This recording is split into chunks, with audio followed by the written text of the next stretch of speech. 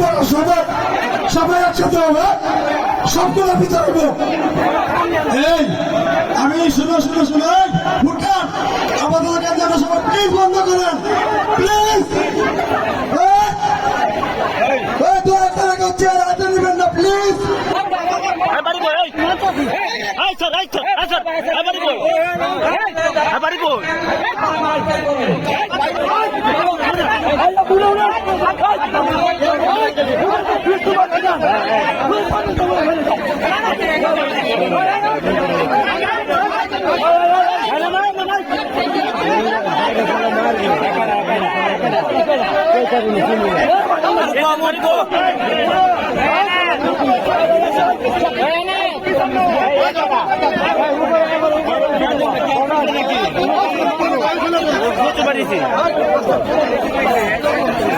করবো